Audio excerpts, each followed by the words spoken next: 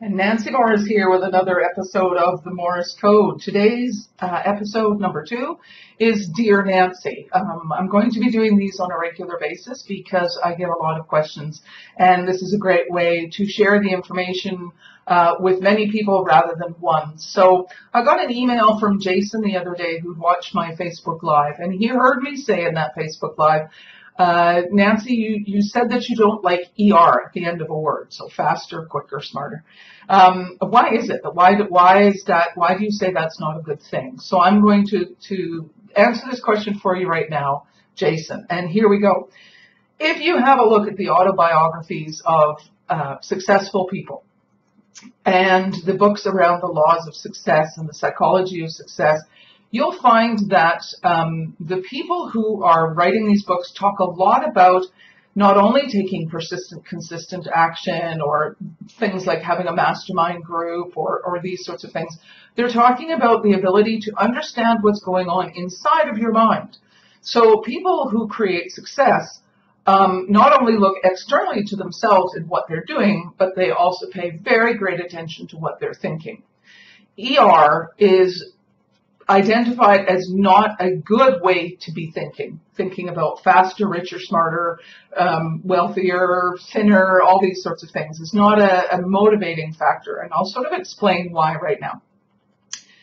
In order to really set very strong and achievable goals and be motivated toward those goals, one needs to be in the present moment. You need to be able to understand why you're going after the goal, and you need to attend to it, because really goal achievement is not about sort of the results that you get, and in many ways it's not even about the actions that you take. Getting your goals is about what you're thinking, and you need to be very much in the present moment. Adding ER to a word takes you into another moment. It puts you into the future, because if you say, I want to be richer, you're putting yourself in a position of not being rich now, so therefore richer is in the future. That gap of time is a very difficult gap for your brain to fill when it comes to being motivated towards goals. So removing ER from a word keeps you very much in the present moment. I'll explain a little bit more about that in a second. But I just mentioned that being in the present moment is very important for goal setting, and it is, and here's why. If you start from a place of lack, and anytime you're using ER, you're thinking about more, so therefore you're in lack. Every time you are trying to work towards a goal or setting a goal, when you're starting from a place of lack, you're actually going to limit your goal. You'll probably limit your goal. So why do that? And it can be as simple as removing those 2 little letters from words. And I'll show you what I mean. So let's talk about wealthier, which a lot of people talk about. It is possible to set goals to grow one's current wealth. In other words, I may not have $1 million in the bank, but in many ways I am wealthy.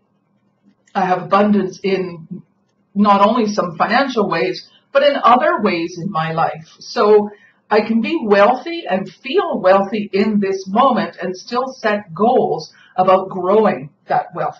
There's a big difference between being in lack, therefore needing to be wealthier, and acknowledging a state of wealth in however you want to define it for yourself and wanting to grow that.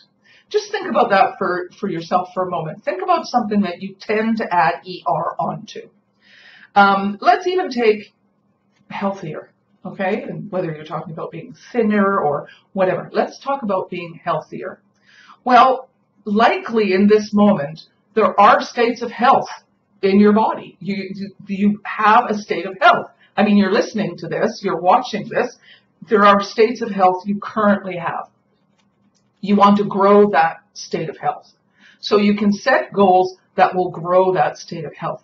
Yet if you need to set goals about being healthier, I mean, how does that feel? For most people, it's like, oh, it's not very motivating because they're starting from below zero.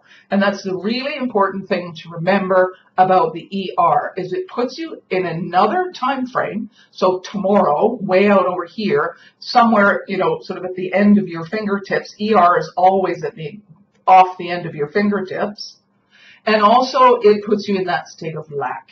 I'm lacking. And it's demotivating to feel like you're lacking, because some of the language that goes on, perhaps consciously, but often subconsciously, is, how did I get here? I'm forever in this state of lack. And you will be as long as you have ER going on in your life. So move the word that you're currently wrapping an ER around and reframe it into something like healthy. And now I'm setting goals to grow my health. Wealthy. And now I'm setting goals to grow my wealth. That slightly different frame of mind will change the way that you feel motivated towards your goals. Some people say to me, oh, Nancy, that's just semantics. And in some ways, yeah, and that's absolutely how your brain works. It works in language. So understand the language to use, and you'll be creating more opportunities to set and achieve the goals that you want to achieve in life. I hope you found this helpful. Please do feel free to continue to send me questions. People will email them to me. They'll message me on the Facebook page or in LinkedIn or wherever you like. I love getting the questions, and even more so now, I'll be able to share them with many people at the same time. So thanks very much for watching. Take care of yourself, and we'll talk soon. Bye.